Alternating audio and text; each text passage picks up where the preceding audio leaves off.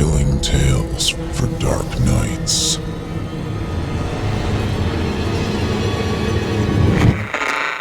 Want to make sure you never miss a Chilling Tales for Dark Nights video again? Be sure to subscribe and hit that bell to turn on notifications. The following program is intended for mature audiences and may contain strong language, adult themes, and content of a violent and sexual nature which may not be appropriate for everyone.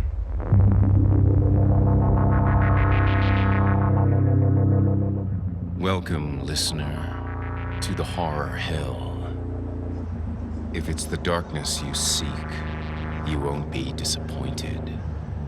I'm your host, Jason Hill, and it's time for our appointment. In this place, there is no sun, and nightmares do come true.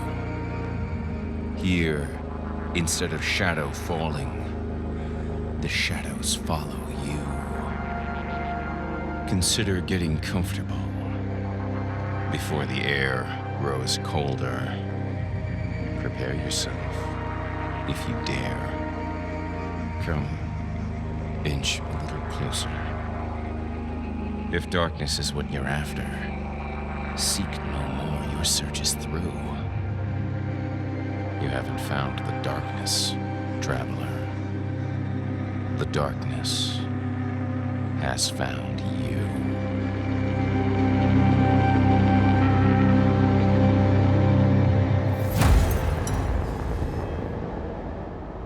Welcome to Season 2, Episode 21.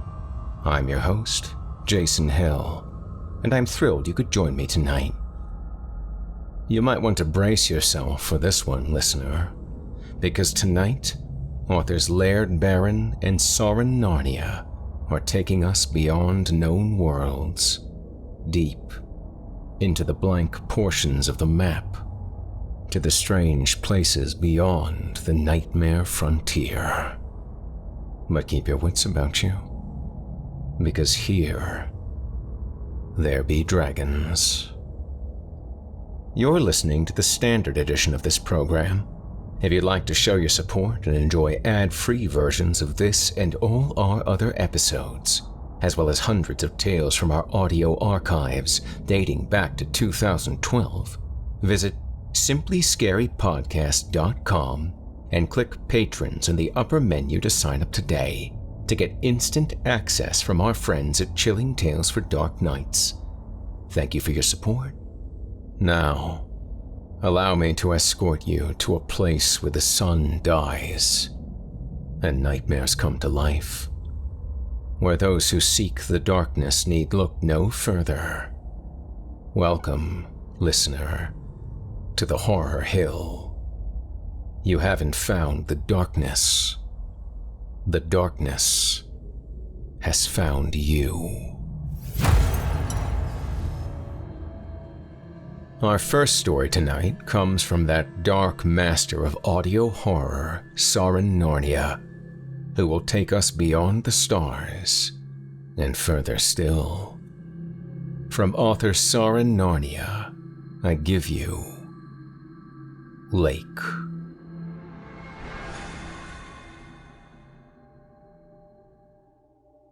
My name is Major Kensing Colby.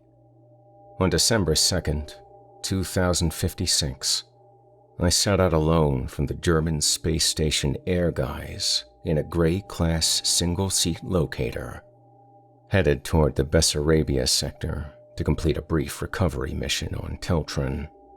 2 weeks earlier, Ellen Hernandez had died there when her spacesuit was torn by a flying shard of irradiated coolant released by an explosion on one of Russia's nuclear-powered satellites. The other members of her crew had to take off for their own safety from the freak storm, and her body hadn't been recovered yet. That was to be my job. Teltron was a desert void that had aggravated both DLR and NASA for years now, with its maddening and conflicting soil evidence of a substantial water source that was probably never going to be found. Ellen Hernandez had been collecting even more samples when the coolant storm killed her. All that was left now was the slow pulse of the positioning chip embedded in her left boot heel. It was this that I followed all the way down to the vast, arid surface. It was almost entirely an instrument landing. I kicked up so much toxic soil as I descended that too much got sucked into both main engines and played hell with the craft's heating core. But this was only a minor annoyance. It was a relatively smooth operation. When I was firmly down, I revved up the beacon lights and napped for the 10 minutes they took to gain full power. Turning each one on to flood the surrounding square mile with pale, sickly illumination produced an impressively loud series of metallic clanking sounds inside the craft, 12 in all. Then, there was just the depressing silence that cloaked Teltrin and everything else out in the deep reaches of space. Teltrin's atmosphere of nitrogen, argon, and belclarium discolored the white light of the beacons into a muddy, rusty red. I saw a flat, empty plane through the forward window, same to the rear. But I had calculated my position quite well, and on Monitor 8 I could see a good, clean image of the area around the craft. Ellen Hernandez's body was there, face up on the plane. The image was so clear I could see where her suit and her body had been torn, right at her waist, on the left side. A big tear too, bloody. The shard of coolant that had done it might have been traveling at 200 miles per hour, or more. I saw no actual coolant debris anywhere. It was long gone by now, well past Eldrinda probably. I had a full 20 hours or so before the atmosphere began to freeze the ignition seams inside the engines, so I took the time to eat something before I headed out. After that, I began the process of donning and securing my suit and prepping the cart that would carry Hernandez back to the craft. It was not quite noon, air gaze time, when I checked in with the station and then went through the unlock sequence and opened the hatch to allow me onto the surface of Teltrin. Never before had I been completely alone on a mess such as this, though I had been trained for it. The silence and the darkness could be psychologically damaging if you weren't prepared for it. Human beings are not wired to be plunged into such isolation. At any time, I could open communications with the air guys by merely speaking aloud inside my helmet, but since they had me hitched to a bio-track, I felt no need. The cart followed me as I stepped onto the planet's thin soil and into that bath of red light. It was only a 5-minute walk to the body. The fact that I had not known Ellen Hernandez saved me from the furor of emotion that had stricken a few of my colleagues up on the air guys. To me, she was just an errand. When I reached her, I crouched down and removed the tracker from her boot so Ron Railsberg could look at the data and maybe learn a tiny bit more about how quickly she died. I could see one side of her face through her faceplate. Her left eye was open. I looked away, off at the incredibly tiny pinpricks of stars. I had never actually touched a corpse before. I was about to start adjusting the card to automatically scoop her up when one of the beacon lights died, not unexpectedly, changing the nature of the glow around me ever so subtly. But that was enough to plunge that feeling into me, like an ice pick. That feeling of being impossibly far from any living presence, and less than a speck of helpless breath and being.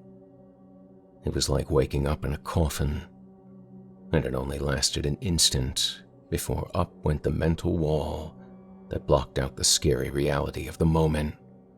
I wasn't about to freeze up or panic like some did during the sensory deprivation tests back at Langley.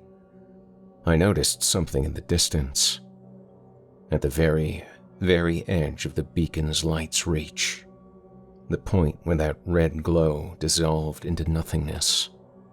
At first, it looked to me like the edge of a rock formation, an anomaly on the otherwise blank landscape. We knew that such formations were fairly common. The unusual shape of some of them was what gave some of us hope of a water source. But as my vision adjusted, I realized it was not a rock formation. Not at all. I walked past the corpse toward the place where the light faded to black. I stopped 20 yards later and just stood and stared. What I was looking at was the back of a school bus. Yes, a traditional school bus, facing away from me. Each step brought me more detail. Soon enough, I could read the Colorado license plate. A number on the rear emergency door marked the bus. Bus number 68. The front half was totally in the dark. I don't remember how long I stood there before I went forward into that patch of black emptiness. I did not question the reality of what I was seeing, not for a moment. Whether it was real or illusion, or imagined, didn't enter into my course of action. I reached my left hand out and felt for the side of the bus with my glove. With my right, I reached up to the trip that would disconnect any incoming transmissions from the air guys. I wanted the silence now, and this cut off even the tiny static hum of the open channel. I soon came to an obstruction. The bus's accordion door was open.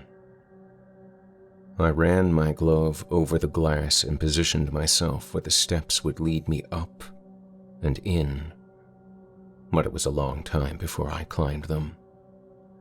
You see, never before had the door been open. Not 12 years ago, when the bus had first appeared to me in my hometown of St. Augustine, and not 4 when I'd followed it at 2 in the morning to an open field, after it had actually passed me on Bailey Ridge Road, 70 miles outside Denver. My will to approach it as it sat in the field had failed me badly that night, bad enough to send me to the closest bar I could find, where I drank myself into oblivion. The open door told me this would be the end of it. They finally wanted me aboard, and I was obliged to obey. I had just enough willpower to look back toward my craft once more, and even if I'd had the strength to go towards it, I couldn't anyway. Because Ellen Hernandez was now standing on the spot where she'd lain, standing there as if to keep me from going back. She had removed her helmet. The Belclarium had sucked all of the moisture from her flesh, so her face, what I could see of it at that distance, looked cracked all over, and her eyes had vanished into their sockets. Most of her hair had fallen out. Her legs were covered in blood. It was an effort in that atmosphere just to lift each leg high enough to maneuver into the tight space at the bus's entry point. The bulk of my suit brushed on what felt like handrails on either side of me. So dark was it that I would not have been able to see them had I pressed my face to them. I was utterly blind and deaf.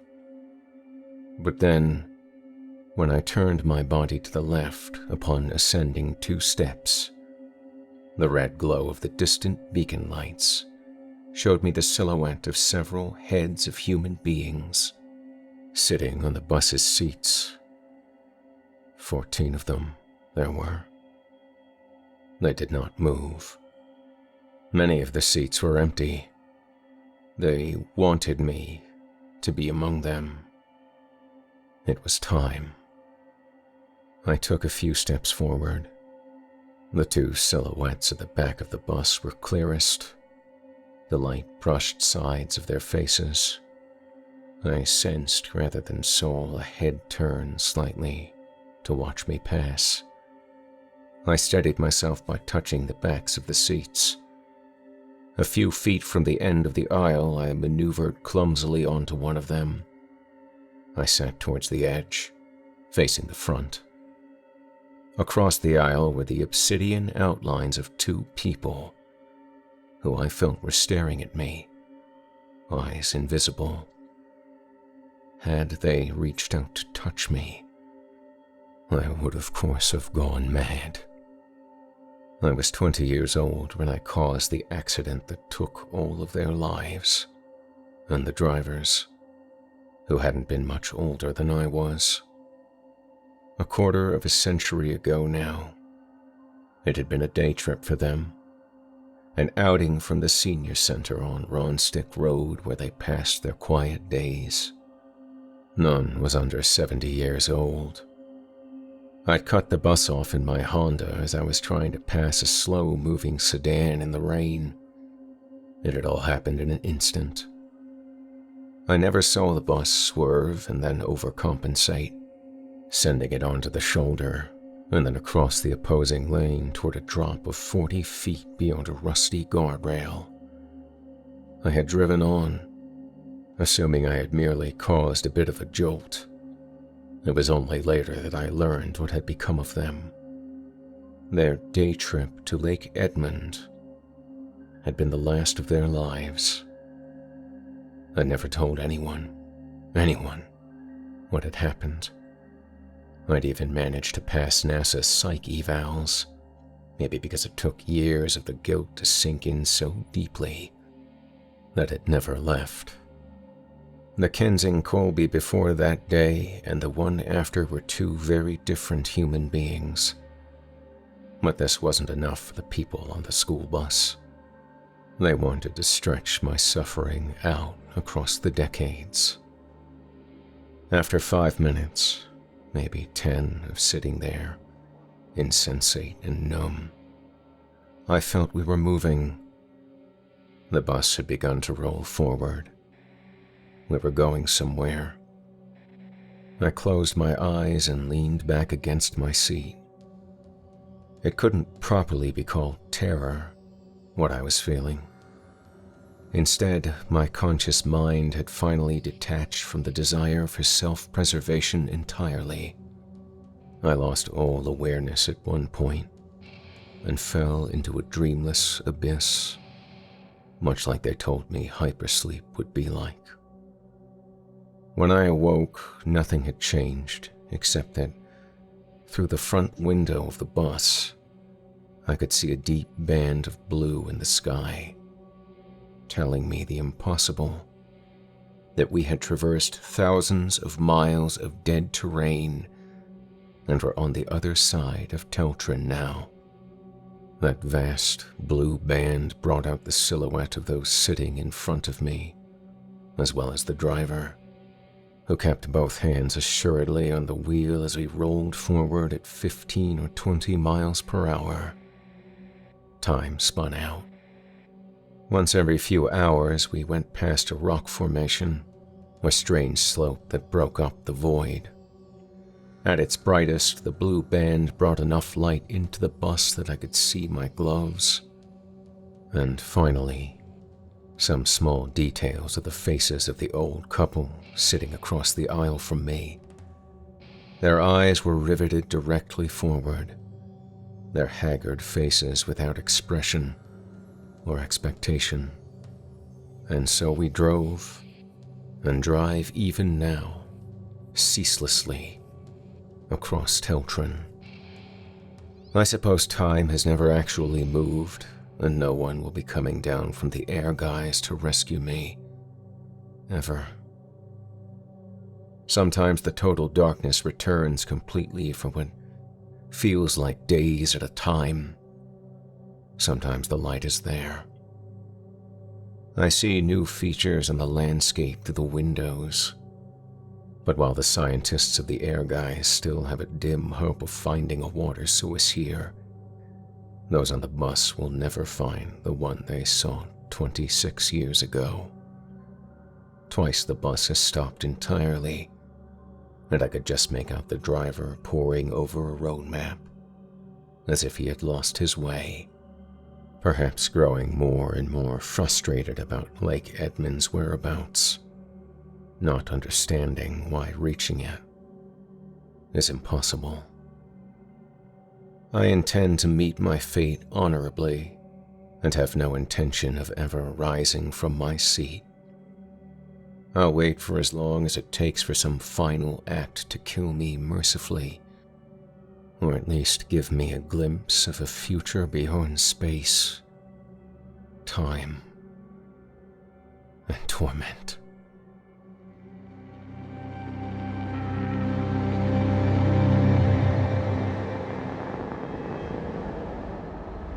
You've been listening to Lake, by author Soren Narnia.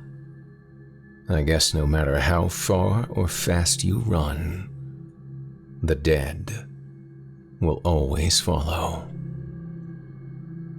Second story intro. Get ready, listeners, and I do recommend a safe place for hearing our next tale, because let me tell you, things are about to get very weird. Without further ado, from author Laird Barron, I give you Ode to Joad the Toad. Interesting times came to the city of many names, namely the old capital.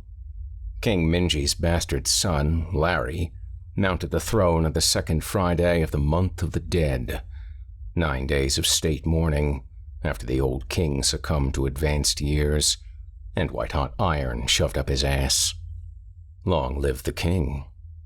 Sunday evening, a buxom maid tended the royal instrument, while 2 of her cohorts pinned young Larry's skinny arms. A 4th sawed off his head. His Majesty should have been using it more assiduously. Long live the king. Monday afternoon witnessed a blaze of trumpets and the flourish of banners to commemorate the ascension of King Richard Creeley IV to the Lion Throne. Fresh graffiti in Bowl Cutter Alley declared, "Dick is king," something few would argue against, except for whomever had scribbled, "off with his head," and "kick" against the pricks. 2 figures lurked at the far end of the alley, a popular rendezvous for nefarious sorts. A short man and a tall, toadish something other than man, at least a broadaxe haft wide. These worthies regarded the piss wall and its timely message. "The maids are dealt with," the small one said to the wall. Sneaky Bob wore a ragged cloak and boots, but a fancy doublet and hose beneath. He'd come directly from his apartments above one of the city's finer brothels, which, not coincidentally, had provided the maids who ushered King Larry into the underworld. "How dealt is dealt," Walter Neck said. Words emerged from the wattles of his throat as a rusty blade grinds forth from its sheath. As a consequence, while he often spoke at length, he seldom raised his voice, and seldom needed to do so. "Bought him at a bay, chained to an anchor," Sneaky Bob said. "Cut him and dumped him over the side myself." His smirk projected the idea that he didn't favor women, despite, or because of, his close association with them. "This is good to hear." Neck's physiognomy appeared toadish because he was in fact an toad, which meant he was a venerable exemplar of toad kind, yet infinitely more. The gods had gifted supreme among animals, with speech and reasoning, and empathy toward humanity that did not necessarily equal love. Possessed of the relative mass of a grizzly bear, Neck moved slowly and ponderously, except for those moments when he didn't.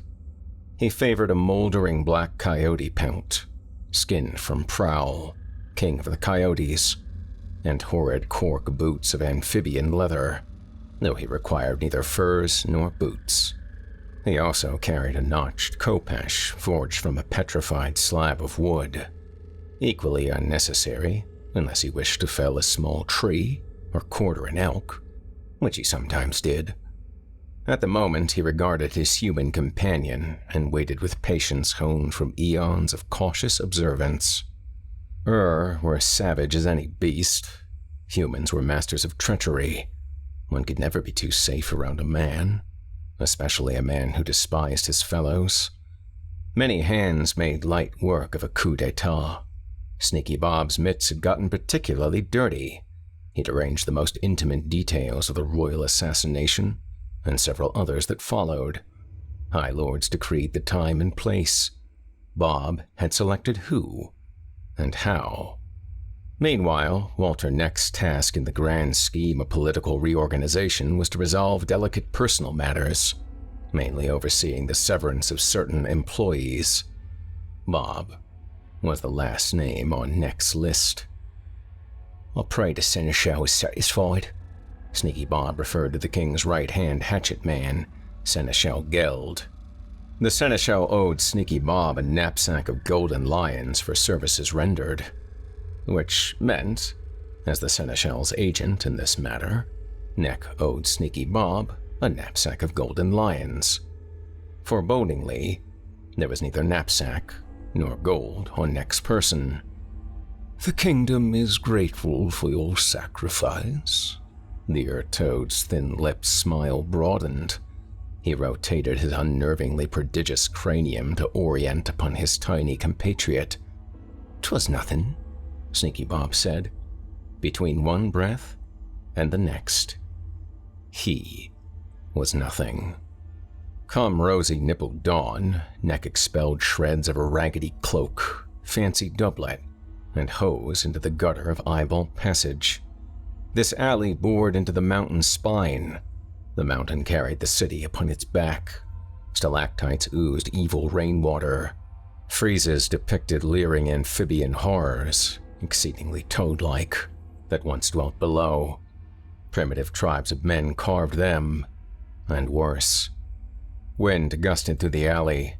Dead leaves from the royal park whirled around his shoulders and added their number to the bed of mulch and slime and fossilized skeletons of animals and men. He waddled forth to get drunk at a tavern and cogitate upon what he suspected to be his own imminent doom. The Jackdaw Tavern was one of a baker's dozen similarly designated establishments scattered around the old capital. This being the month of the dead, and thus against custom to sally forth sans costume, the proprietor assumed Neck's awful visage to be an artfully crafted mask. Neck rented a cell on the second floor. He licked a vat of curds and pleasured himself desultorily. The curds were fermented from the tainted blood milk of rats that dwelt in the sewers. The rats surfaced at night to steal garbage and strip inebriated vagrants to the bone.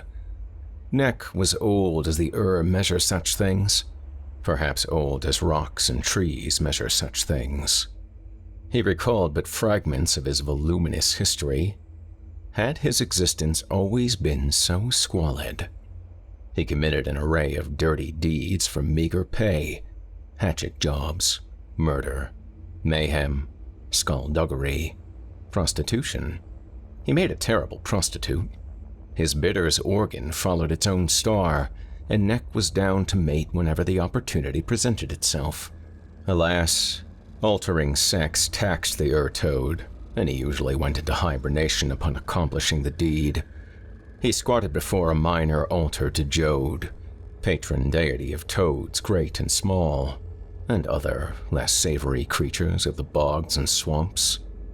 This was a wooden effigy, nothing akin to the colossal mural in the Hall of Doom that depicted insatiable Joad as a behemoth, its tongue drooling down to the dirt, scores of men caught fast in its barbs like flies dying in amber.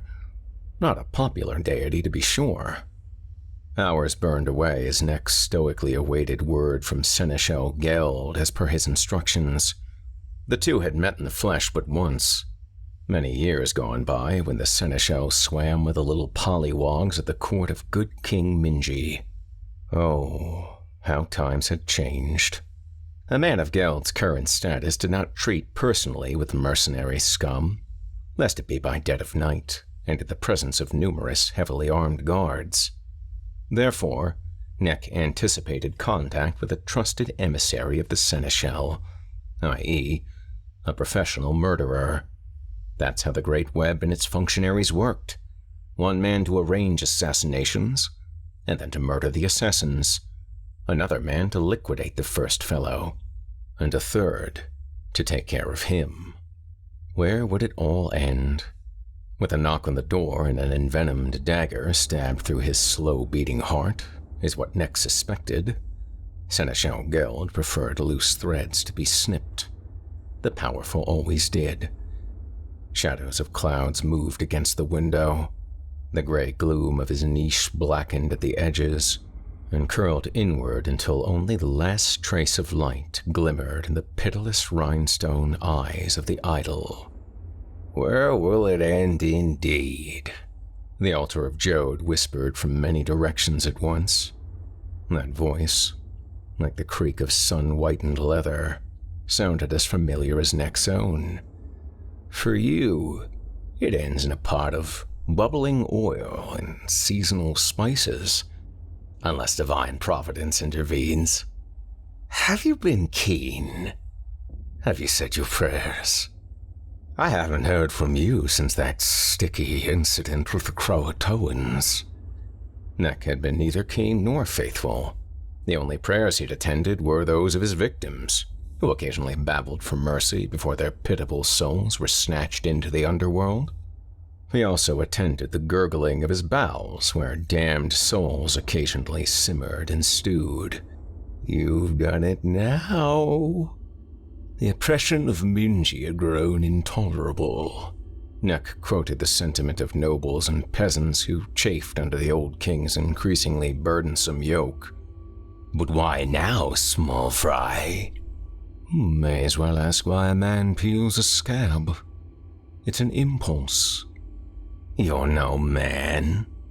Yet here I squat in his rude habitation, observing his customs, digesting his humor and habit, no less.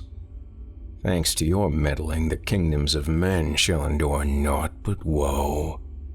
Dick will see to it. Verily, King Dick represented an existential threat to peasants and paupers everywhere his scabrous hand extended. Cruel beyond the usual measure, even for a mortal tyrant, who were forced to pack every conceivable inequity into their flea-spanned lives. The king would happily usher in a new dark age of fire and destruction and political whoredom. You're quite welcome, Neck said, drunk on the vile curds and his own rank fatalism. Consider it a favor. Down with the primates, eh? Don't presume to do me any favors. Perhaps you bear these primates enmity. I rather enjoy their antics. Joad's altar emanated a suggestive slurp. Easy for a god older than the mountains to adopt a sanguine view. It had presided when creation was a soupy mess that spanned pole to pole. It had known worms and mollusks and trilobites as supplicants. It would persist for eons after other life forms gave way to cockroaches scurrying beneath a reddening sun. Meanwhile, the blight known as mankind spread across the countenance of the earth, virulent as mold to the meat of an overripe peach. Men slew those who came before, or drove them into the low caverns where neither celestial light nor rain were ever felt. The such as Neck, risked much to walk abroad. His mostly extinct kind did so only by the forbearance of lords of men. Perforce serve human princes and kings as advisors and executioners, and, alas, toadies. You are despised, it is true, the wooden god said.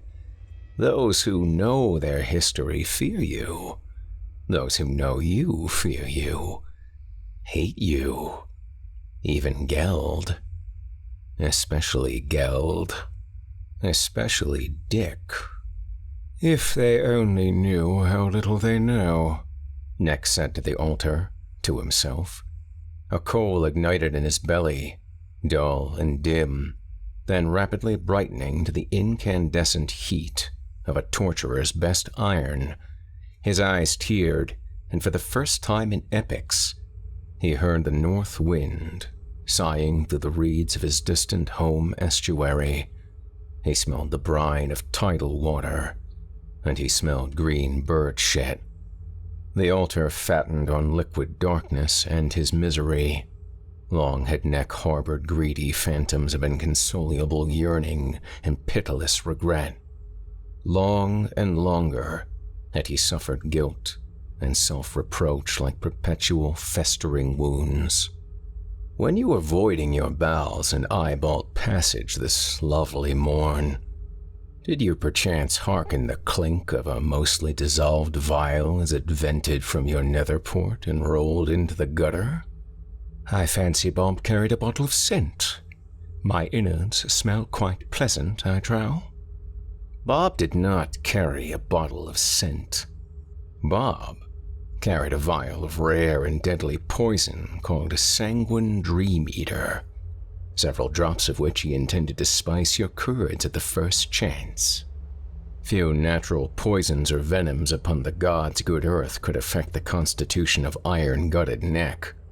He was, so far as he had reason to believe by dint of brutal experience, immune to the worst effects of every foul, toxic material devised by man or nature, except ennui.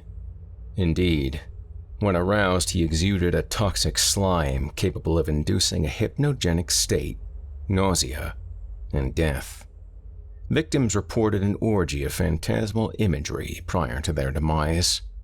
Who would provide Bob such a rare potion for foul purpose? Someone who wishes to send you home. Someone wise enough to know you don't poison an Ur-toad. Nay, the Ur-toad. You poison reality itself. The ultimate trip. My guess? A king, or his seneschal. It was a rhetorical question. Neck understood precisely what had befallen him. He'd been commanded to destroy Sneaky Bob and leave no trace. The seneschal, knowing full well the manner in which Neck typically essayed the disappearance of his victims, would snip 2 loose ends for the price of 1. Of vivid hallucinations, the first stage? Neck waved his paw and his claws briefly multiplied. Time is a ring. You will meet the terrible shadow on high once more. I am sorry it has come to this. That makes 2 of us. Tell me what I must do, oh hopping god. Though it sounded familiar, Neck couldn't remember the precise connotation of the terrible shadow on high. The phrase smacked of mystical gobbledygook used to frighten peasants. Mighty Joad? Hello? The altar spoke no more, although a strong reek of bog remained in the garret. Neck vomited a steaming pile of curds. He lighted a candle and blearily contemplated the mess with the concentration of a haruspex. A distant screech resounded, and again. Closer. Green light seeped through the window. Shadows dissolved. The gaseous, swampy stench thickened, and the ceiling boards creaked. He looked up, into the annihilating center of the universe. A plethora of horrors crept forth to mingle with gentle folk during the month of the dead. Costumes, grease paint, glamour, and expectations concealed the true nature of these entities. First, Neck had entered the Jackdaw Tavern, his hideous form unremarked upon by neither proprietor nor patrons. Some time later, 5 men of the Flat Affect arrived, accompanied by a young woman The men were likewise treated with affable diffidence despite their most unwholesome physiognomies. Common folk scarcely recognized them for what they truly were, particularly in broad daylight. The white ones tended to lurk at the twilight margins, given to haunting lakeside cabins, abandoned asylums, and rural knolls popular with lust-crazed teenagers. None could authoritatively derive the origin of these creatures. Rumors abounded. They had died, as mortal men usually do, then were reassembled and resurrected by the gods of death. Or they were mortal men, perfectly alive, but enslaved by enchanted masks. Or they were an immortal servitor species, marooned when their star-faring ship crashed on Earth, and now emerged from crevices at the bidding of eminent black magicians, such as Julie V, Satan's own bitch, and John Foote, erstwhile warlock to the imperial court. Whatever the truth of their provenance, men of the flat affect, or white ones, resembled typical men, except for visages sickly pale as clabbered milk, an unnerving rictus and shambling gait that covered more ground than an untutored observer might warrant. The Pale Society, as scholars designated their plurality, was divided between the ecstatics, whose evil grins permanently curved unto their ears, and the Stoics, who were blank and cold as the very snows. Men of the flat affect spoke solely to lure victims from sanctuary and into darkness. They possessed no scrutable motivations, save a love of sadism and murder. This cruelty consisted of 3 ecstatics and 2 Stoics, each yoked in servitude to the aforementioned young woman, Delia Labrador. Delia wore a woolen cloak and a gemstone-encrusted domino mask. Her lips were blackened with ash. She sat at a table near the hearth, her scaly sandals propped most cavalierly. The white ones loomed around her, their eyes gleaming with dispassionate malice. Delia inquired of the proprietor whether he'd seen anyone interesting. She sought a man of superior bulk and rude countenance, a man who smelled of alkaline, and the blood caked on his boots. The proprietor pointed directly overhead and confessed he'd rented a cell to precisely such an enormous brute, positively frightening, positively feculent. Did this gentleman perchance wear the mask and garb of Joad the inimical, dread god of toads and 1,000 slithering beasts? As you say, lass.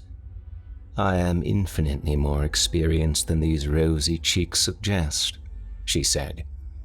Your bearing is that of a soldier, a footman from the minor tarot. Many days loafing and a few hogsheads of beer ago, yeah. Grace me with a soldier's appraisal. What did you make of your squatty guest? Is he a warrior? Would he strike fear in your heart on a field of battle? Perhaps, ma'am, as a backstabbing scout. He's awful light-footed for a man of his bulk. Ah, come to think of it, he trod softly as a slothin's own shadow. Thank you, innkeeper. Sleep well, and dream a red dream of butchery in the name of your old king, she smiled. Oh, and my apologies for the once and future mess. The proprietor's gaze shifted from the girl to her entourage and back again. He sidled away in the manner of a fighting crab. Delia nodded to the Stoics, who immediately lurched in tandem up the rickety stairs. White ones typically preambulated as if directed by an amateur puppeteer's hand. She massaged her temples and waited the inevitable outcry. This was the essence of her professional existence. Auguries and dousing to track prey, the casting of wards and charms, the deployment of her killers. Support where necessary, although the white ones tended to be a fire and forget proposition.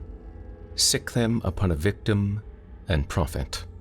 She'd received a commission to eradicate Neck the Violator earlier that morning via a dead letter drop.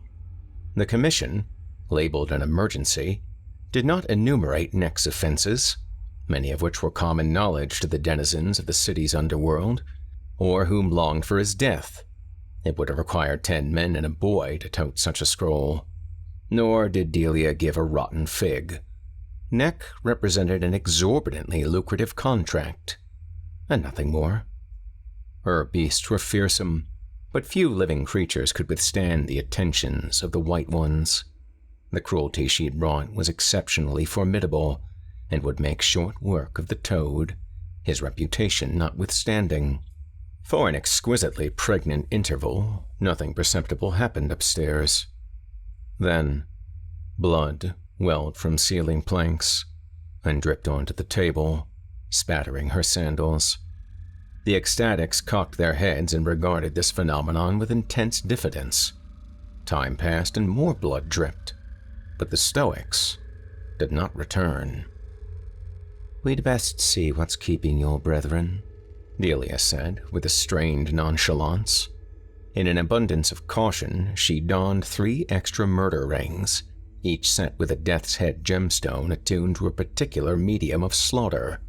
These stones complemented the setting of her bejeweled belt and the master death's head. Power swelled in her middle.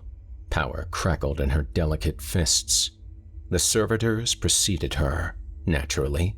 Each of them was armed with a skinning knife, cleaver, or mallet, rusty, jagged, and lethal.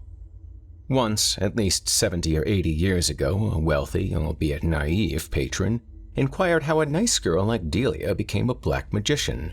She lacked the marks of discernment as popularized in literature. She wasn't a hag, nor a begoateed warlock. Her supple, rosy flesh was unscarified. Neither of her shapely ankles were attached to a hoof. Delia said, "A toad resided in our family garden. Beastly, malevolent creature. It ate sparrows that flew too near. I was a child and believed in the fairy tale of kissing frogs as a method to disenchant cursed princes. Much too late did I recall that the tale made no mention of toads. Our tongues intertwined, and its viscid bile burned my core. Light and purity were seared to crisps. The rest is the rest." That same patron then asked how she'd fallen in with the men of the flat affect. "Simple. A cruelty of their ilk raped and murdered me, unaware that this violation transpired according to my own design. As such matters predictably follow, I arose via true resurrection, and now own their souls forevermore." The inquisitive patron made no further inquiries. Ascending the stairs these many years later, she could be forgiven in indulging a morbid notion that her story had come full circle. The bitter taste in her mouth sharpened, and a thread of drool unraveled along her chin. The fingernails of her left hand blackened as the murder ring sparked and sizzled. Upstairs, a short, narrow passage extended too far and at a peculiar, canted angle, as though Delia and her entourage had entered the hold of a foundering ship.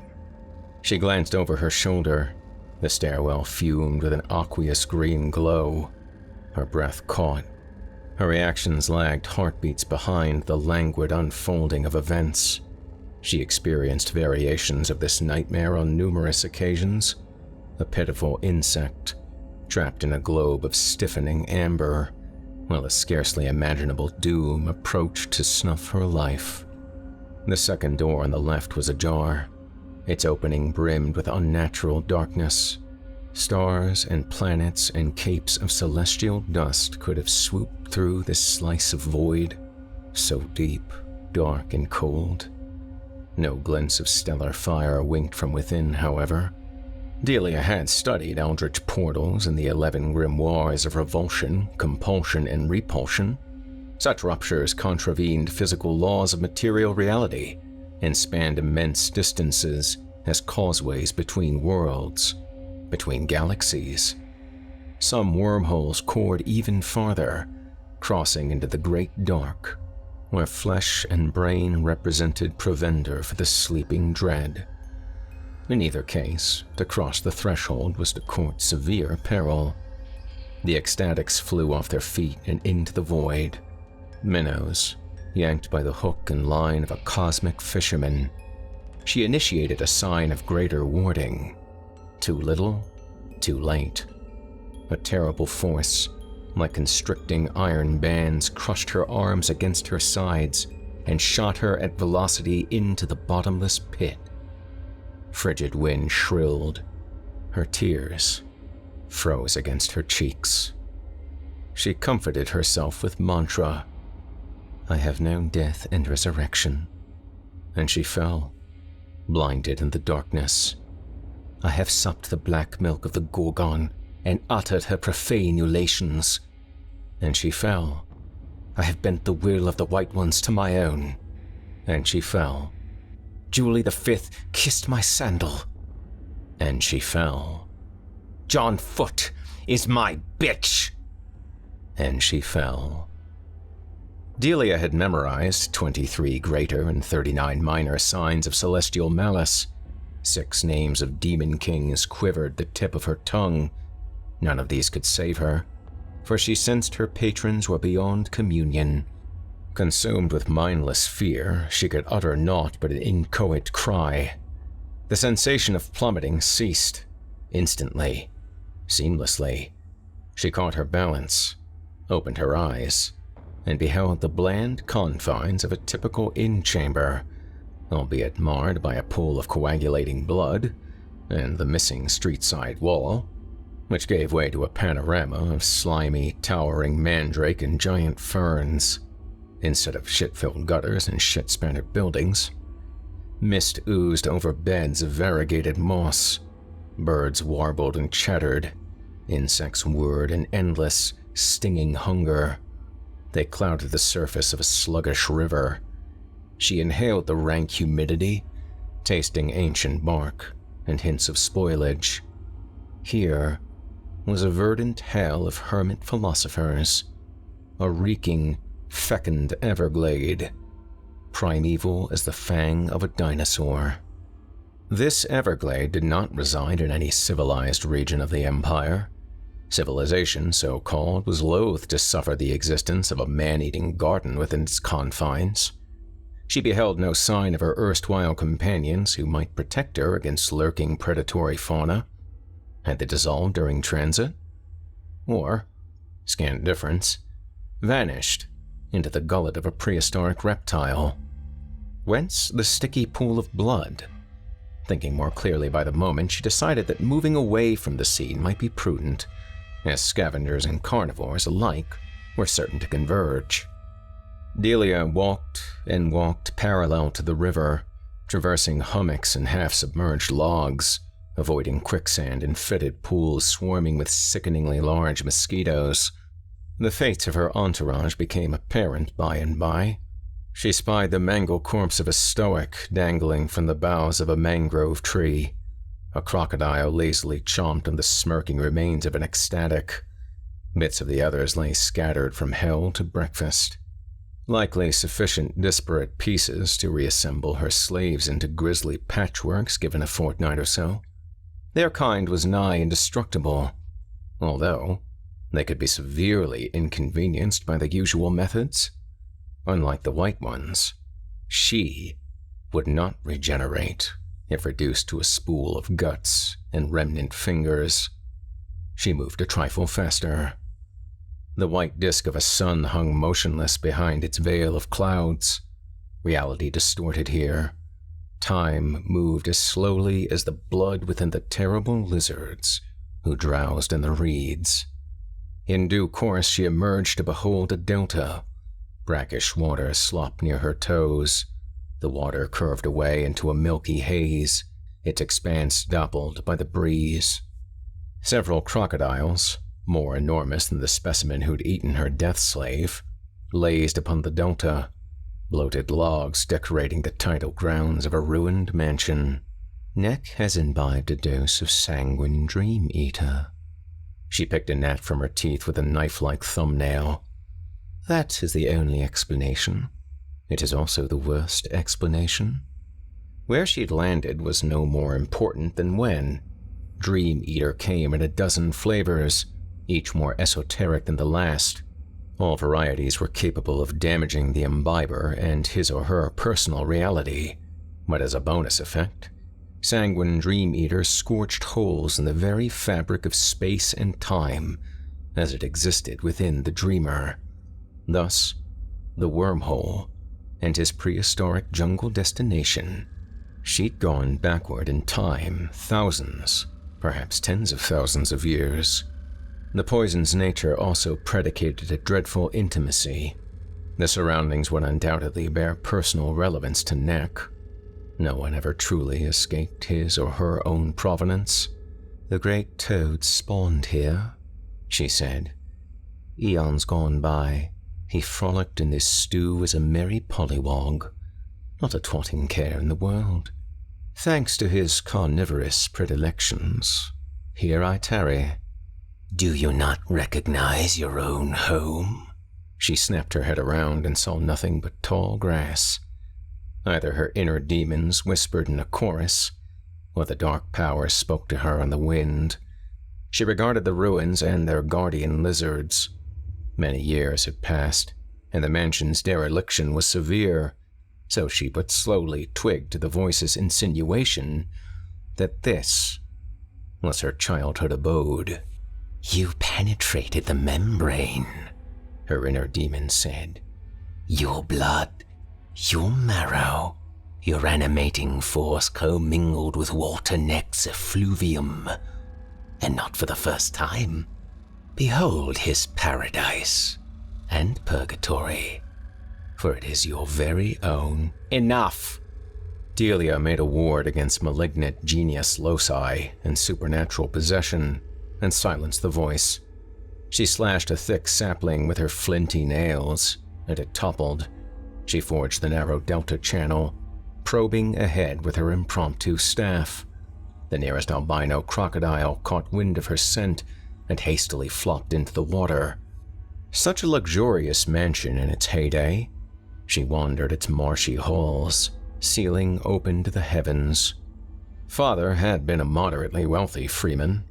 He and Mother protested the policies of someone a bit too high up on the food chain, organized a peasant rebellion, really a glorified work slowdown, and were branded dissident traitors for their pains. Father lost his estate prior to his execution. The aggrieved nobility shipped Mother north as a trained slave. She placed Delia in the care of a distant relative, her final, desperate act. The relative, a strange, bloody-minded woman, was an occultist who'd endured the tutelage of several Grand Masters and was found wanting. However, the occultist recognized Delia's aptitude regarding the dark arts, and the child's course was set. And now, Walter Neck sprawled in the backyard where a magnificently tended garden had rioted into a fetid jungle. He lay as still as the dead, his left paw locked onto the throat of a stoic. Splinters of bone protruded from the stoic's limbs. Its staring, wet eyes swam with gnats. Mindlessly loyal to the bitter end, it had expired pursuing her quarry. Delia could have revived her minion with a finger snap, although the result might have proved more interesting had the swallowed her pet. She poised to make the gesture and utter the fateful syllables. Neck coughed. His grotesque bulk shuddered. He pushed the corpse aside and laboriously rolled to his knees. That brought him and Delia to approximately the same height. So, we meet again, she said. You look terrible.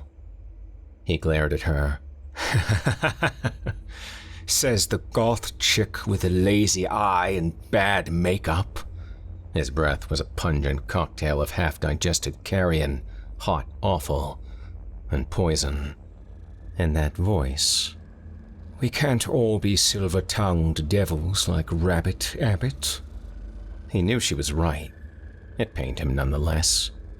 Rabbit Abbott isn't a name I recall. Exactly. And you've never crossed my path either. I'd remember your attitude. As a young toad, you dwelt near the foot of a yon vine-entangled fountain. She retreated several steps and opened her hand. I held you in my palm. Hate to be the bearer of ill tidings, crazy lady. I haven't been a young anything since the bold mountains were pointy, and the east and west continents were a vast swampy plate. We kissed. It did not end well. If you can't discern the difference between a frog and a toad, you were doomed at the outset. He climbed upright. His shadow fell over her. I'm dying a slow, horrible death via poison. The pain is exacerbated by this tedious conversation. Yes, you swallowed a dose of sanguine dream eater, she said. I suspect that Mr. or Mrs. X became anxious, fearing a delayed reaction meant you'd either avoided the poison or were immune. He or she sent me to finish the job. Mr. X? Oh, no mystery in that regard. Seneschal Geld decided to terminate my services now that the royal coup is accomplished. That asshole? I wondered who could afford the extravagance of SDE. There are 7 doses left in existence. 6 doses. You intend to come at me, or what? The sun is going to set in 1,000,000 years, give or take, and I don't want to miss the spectacle. Though he didn't appear to be in any condition to threaten her, Delia maintained a healthy distance as she turned the problem over in her mind. Here we are at a pretty pass. I hesitate to dispatch your miserable soul to the great dark. Due to these exigent circumstances, our fates may be temporarily intertwined. Oh, fortunate me. Neck peered at the sky. Don't take offense when I say that your intentions are the least of my problems. He pointed at a speck that detached from the sun and floated closer. You will soon regret that bit about our intertwined fates. Apologies. A hair-raising shriek echoed across the gulf. Her demons returned with a gleeful monologue. Time is a ring. The hole in its heart yawns. It is the crack that runs through everything. It is the bottomless pit that nothing can fill. The great toad is expressed in his myriad iterations, as some believe all men are mere fragments of a singular god. What approaches? She said. He who finally noticed our arrival. The terrible shadow that dwells on high. He glanced at her. Heard of him? God of the beasts of the air, fisher of souls. Fisher of amphibian souls, and also whomever happens to be standing nearby. The speck bridged the gap with astonishing velocity and grew by magnitudes. A monstrously enormous heron surmounted by a hemisphere of glittering shadow, astride a second inverted hemisphere of thunderheads. The heron to end all herons descended to the mouth of the delta. It might have swallowed an elephant. It might have devoured an army mounted upon elephants. Water boiled to vapor with each crashing beat of its wings that cast shadows across the earth and the water and into the forest. Wind battered Neck and Delia, and they were drenched. The heron of herons folded its dripping wings and loomed. Azure head and feathers, crimson-throated, crimson-beaked, midnight black of breast, and eyes of molten gold. Tall as the trees, its bill parted to emit a frightful shriek that caused lesser birds to pelt against the canopy and the crocodiles to hurl themselves into the reeds, tails whipping madly. One lizard rolled over and floated belly up in the shallows. Delia went to her knees and bowed her head in instinctive supplication. Nick covered his eyes to ward off flying chaff and waited for whatever must come. "Oh, fuck me running," the god of Heron said, nasally and dinful. "I know you, Toad. I've had you in my throat once upon a time." "Oh, that's what your mother—" "Shut up!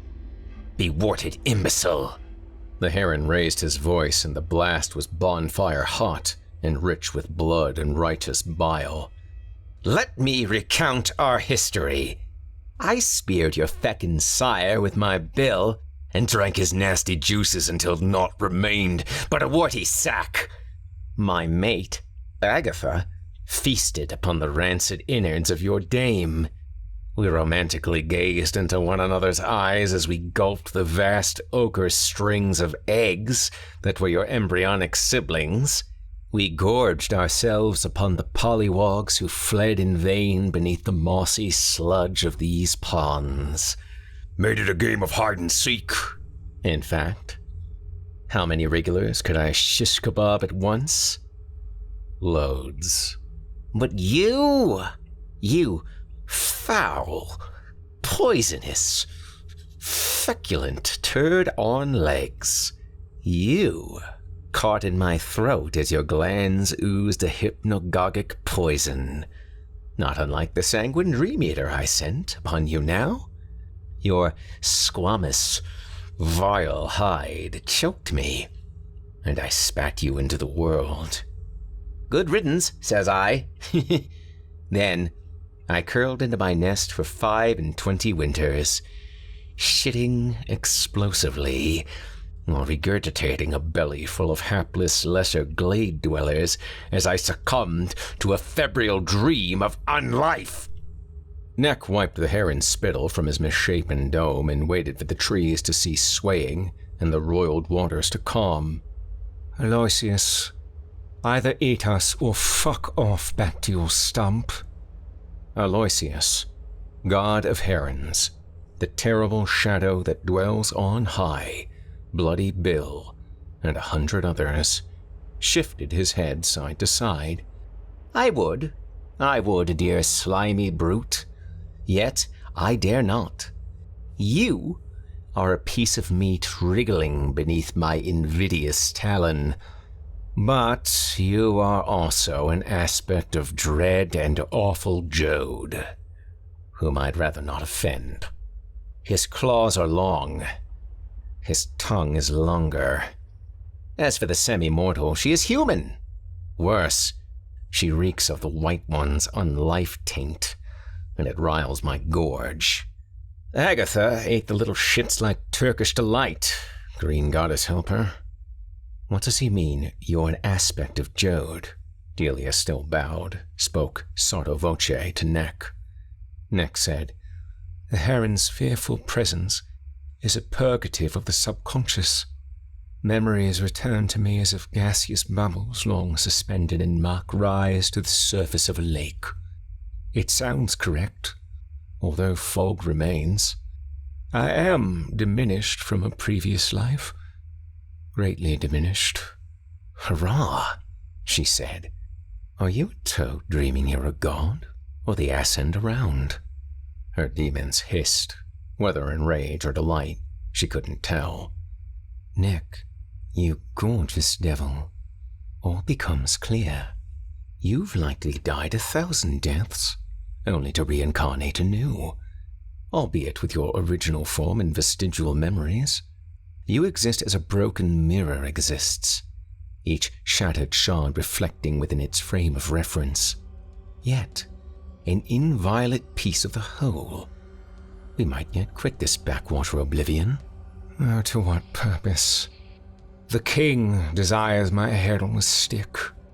You mean to collect the reward, the definition of untenable. Geld desires your head, Delia said. Not I. Considering this revelation regarding your provenance, a bag of coin is insufficient. The residual damage of SDE is liable to be ongoing, which means you may persist as dual iterations simultaneously, God of Toads and Toad. The possibilities are quite staggering. She poked his chest. Someone well-versed in esoteric methods must watch over you to ascertain your body and soul remain integrated with corporeal reality. Oh, I kind of like it here, Neck said. It's peaceful. Perhaps I'll rest a while. The god of herons clawed a gout of muddy water into the air. Forget it, bilious sack! Oh, murderous sucker of slugs! This is my domain. Your particular acre resides far from these shores should you crave a return to that benighted realm. Go! Squat in primacy over garter snakes and tadpoles. Go in peace, or go in pieces. That's the best offer you'll receive today. Fine. How do you propose I effect my departure? So far as I can determine, the poison is a one-way trip. Soon the sanguine dream eater in your blood shall dissipate, the god of herons said. The wound in your mind shall seal. Neither of you belong in this paradise. You shall be expelled from my domain, as a splinter is ultimately disgorged from its seat in flesh. Neck regarded Delia. Well, this is beyond my ken. She nodded. Our intrusion has deformed this reality. Time and space are out of joint. By all rights, we should rot for eternity, or be devoured by a lumbering denizen of the land. However, the god of the Everglade wishes us gone, so it shall come to pass. His will is irresistible in his domain. I would expect the earth to open beneath our feet and swallow us at any moment. Allow me to assist. The god of herons pecked at the shore with his executioner's bill. The ground crumbled and fell into a pit. You'd best be gone when I return. He fluffed his plumage and waded into deeper water before launching toward the sky. Delia and Neck exchanged glances. Since there was nothing for it but to do it, they descended. They rested at the bottom. A tunnel cored into the gloom. Above, the patch of hazy sky winked out like a blown candle, and they were sealed in pitch blackness. Delia gripped his elbow as they moved forward, blindly into the unknown. In a while, a guttural, wheezing cry echoed from the way they'd come. It sounded again. Closer. Something enormous must have uttered such a cry. Dare I ask? Nick said. Faster, she said, lest you meet yourself on the road through purgatory. I am unprepared for that. His freedom to roam shall be curtailed in our material reality. We must survive to reach it. Haste, Toad. I've seen myself, glorified in the hall of doom. He began moving again, dragging her along. Joad would be sorely disappointed in what I have made of his legacy. Delia said nothing. One question. His raspy voice floated strangely in the dark. Speak it, Toad. Did we really kiss? The sands of midnight had recently passed through the hourglass when Seneschal Geld strode into the royal bedchamber sans invitation. Tall and lean, he bowed, bending like a half-opened folding knife. His conical hat of office scraped the tiles. Your Majesty, pardon me. King Dick, sunk to his chin in an herbal bath, was not amused at the interruption. The king was seldom amused unless the activity related to something pleasurable, such as the complete destruction of one of his countless enemies, or detractors. Why are you bothering me, Geld? Your expression of acute fear is troublesome. What has gone wrong? I do hope you've snipped all loose ends and nothing will come back to haunt us. Please be exceedingly concise, as I have no wish to become acquainted with the details of your heinous undertakings. Heinous undertakings on your behalf, Seneschal Geld said. Indeed, you must truly be in the soup to speak with such temerity. The good news, sire, the loose ends are well ensnipped, as you say. The bad news, The help in this matter are rather disgruntled, if you take my meaning. Yes, I hear you've solicited the talents of a black magician, among other unsavory villains. Kudos on securing the magician. I thought John Foote and Julie V were the last of that ilk for another generation or two. Never mind. How does this concern me? Assassins threaten my person, Seneschal Geld said. He'd not seen a flat affect man prior to tonight. However, when a stoic had emerged from behind a colonnade, there could have been scant doubt as to its purpose or ability. The miscreants lurk within the palace itself as your loyal and trusted servants. It would stand to reason that my problems are inevitably your problems, sire. King Dick scooped soap into his hand and blew a bubble.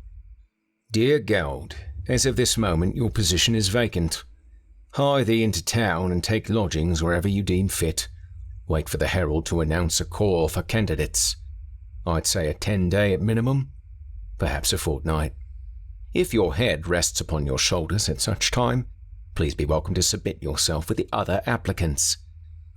Sire, if you are not beheaded, Mr. Geld, or worse, my money's on something worse. Seneschal Geld didn't bother to plead his case. King Dick's favorite bodyguards waited outside the door and would cheerfully cleave the seneschal from stem to stern if their master so much as whistled. As you say, sire. He bowed again as protocol demanded, and hastily departed for his own chambers to retrieve a satchel of personal items before making good his escape. A draft moaned in the corridors of power. Lamps were spaced at lonely intervals. Seneschal Geld bunched his robes in his hands and hustled, aware that some grim fate pursued him. Indeed, an ecstatic blocked the passage back. The seneschal ducked into a doorway and fled through a series of unlighted antechambers. The palace was a honeycomb of levels piled upon levels that few had ever fully explored. It sprawled with disorienting grandeur, and he soon lost his way. No matter what door he opened, or what hall he traveled, a white one was there to chivvy him along, down short stairwells, then longer, narrower stairs connected by longer, narrower, less illuminated passages. First dust, then moss and mold and dripping water, his stone roughened and cracked with antiquity. No matter that he broke into a trot, then a panicked gallop, a white one paced him with a queer, shuffling gait. Finally, he staggered, gasping and spent, into a decrepit cathedral, lighted by a pair of iron braziers. The braziers seethed and shimmered with red coals. Broad flagstone steps descended to a shallow basin at the heart of the chamber. Ankle-deep water rippled, disturbed by the flow of a hidden spring. A scaly plinth, surmounted by a rusted iron hexagonal pyramid, rose from the center of the basin. The temple walls were formed of basalt. Weird red shadows crawled across the weirder stone and plaster effigies of neglected gods. The heron, the toad, the leech, the sleeper, the lord of the Black River, and the father-mother. These figures towered within alcoves that nearly scraped the vaulted ceiling. There was no visible entrance beside the archway. A trio of white ones slouched at the threshold, content to observe Geld's escalating terror. They grinned and scowled, perfectly still, perfectly content. A dripping, squelching eructation caused the braziers to gutter. Geld turned even as the distended, lolling tongue of Joad drooled forth, its barbs scraping over stone. He sprang backward, but the reeking flesh coiled around him, its barbs pierced him, and he gasped in pleasure or agony, both are the same. He was drawn upward, kicking and squirming toward a monstrous bulk shed of its plaster shell. This isn't as grand as the Hall of Doom, Joad whispered in the seneschal's mind, but it's a decent likeness. King Dick nibbled a fig. He sipped wine from a gem-encrusted goblet. He said, "Well, I suppose that's the last anyone will ever hear of the pointy-headed bastard. Unfortunately, I'm down as seneschal. He was pretty effective, too. He absolutely terrified the staff." Nearby shadows dissolved at the merest hint of unearthly radiance to reveal Delia in repose upon a pile of silk cushions. She too munched on figs and enjoyed a lovely goblet of wine. Don't think of it as losing a seneschal. Think of it as gaining a court magician. And, whatever in the 19 hells your friend is, the king said, an exquisitely dangerous pet. As you say. Meanwhile, the bath grows tepid. Perhaps you'd care to fetch that fluffy towel and dry off the royal fundament? His smirk faded as he noticed the water in his tub was rather inky. It stained the marble a deep, rich crimson. He wondered if he should call for his guards. He wondered if it would make a difference. The faint glow suffusing Delia's flesh drained into her eyes, and they briefly flared metallic purple. Then, her eyes too dimmed and dimmed, and she sank into the shadows. Tell me more about our burgeoning friendship, the king said to make conversation. It isn't going to be anything like you imagine, she said.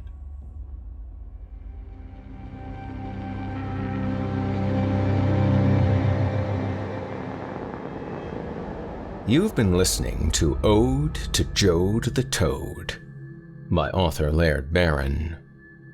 Well, that was different.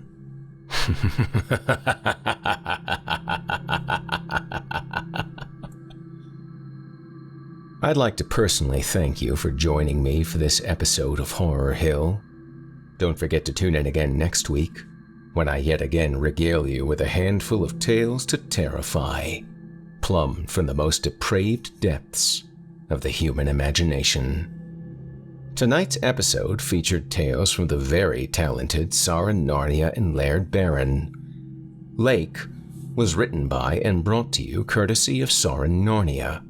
Soren is the author of and the creator of the acclaimed Knife Point Horror podcast, and the author of all of the tales featured on his program. He also writes audiobooks collected in the podcast, Those Snowy Nights You Read to Me, They'll Never Be Forgotten, and his collected works can be found on Amazon as well. When he's not writing, you'll find him wandering the cafes of Washington, D.C. For more information, visit his official website at sorennarnia.com. Ode to Joad the Toad was written by and brought to you courtesy of Laird Barron. Laird was born in Alaska, where he raised huskies and worked in the construction and fishing industries for much of his youth.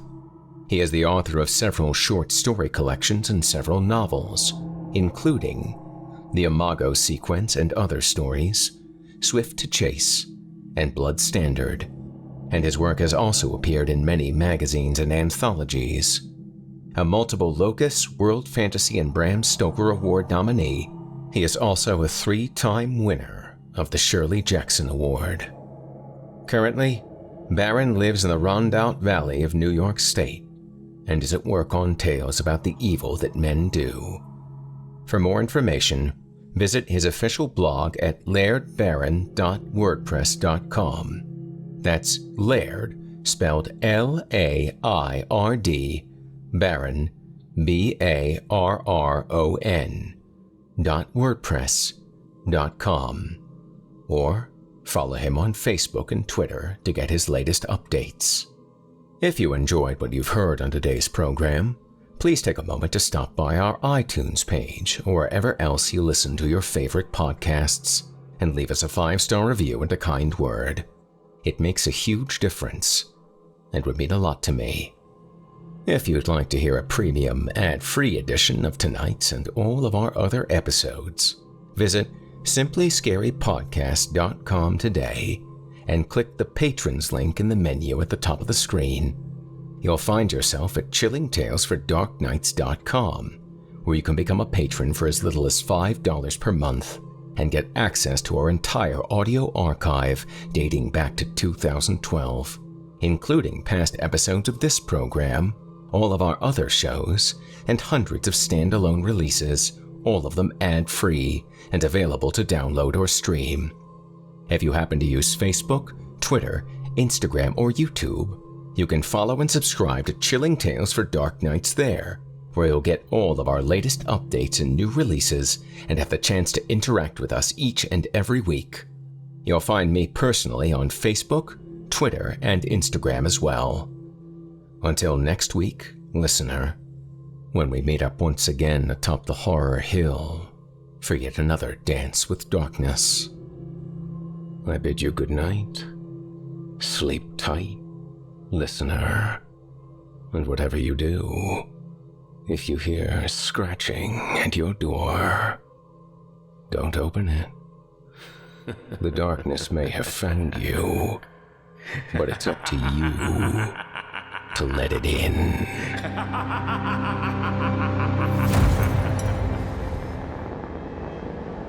Thanks for listening. You've been listening to the Horror Hill Podcast, a production of Chilling Entertainment and the creative team at Chilling Tales for Dark Nights, and a proud member of the Simply Scary Podcast Network. Visit simplyscarypodcast.com today to learn more about our network and our other amazing storytelling programs. Tonight's program was hosted, and its featured stories performed by yours truly, Jason Hill. Selected stories have been adapted with the kind permission of their respective authors. Original music provided by Felipe Ojeda, Luke Hodgkinson, and Jesse Cornett. Final mixing and mastering by executive producer and director Craig Groshak. The program's artwork by yours truly, Jason Hill. Logo by Craig Groshak. Got a terrifying tale of your own that you like performed? I take submissions. Email it to us today at submissions@simplyscarypodcast.com to have your work considered for production in a future episode of this show. That's submissions@simplyscarypodcast.com. If you enjoyed what you heard on tonight's program and are joining us on your favorite podcast app, subscribe to us to be sure you never miss an episode, and leave us a 5-star review and a comment. Your feedback means a lot to me. You can also follow Chilling Tales for Dark Nights and yours truly on social media to connect anytime and get the latest updates on this and our other programs. If you're listening on the Chilling Tales for Dark Nights YouTube channel, do us a favor and hit the subscribe button and the bell notification icon for Chilling Tales for Dark Nights as well to get more spooky tales from me and the crew, and another episode of this program each and every week. And don't forget to hit the thumbs up button to tell us how we're doing, and leave a kind word. And don't forget to visit us at chillingtalesfordarknights.com and consider supporting the team by becoming a patron. In addition to helping us out, you'll get exclusive access to our audio archive and ad-free downloads of all your favorite stories, including those you've heard on this program. As for me, I'll be back next week with more terrifying tales to keep you up all night. If darkness is what you're after, listener, your search is over. Yet, let it be known, you haven't found the darkness. The darkness has found you.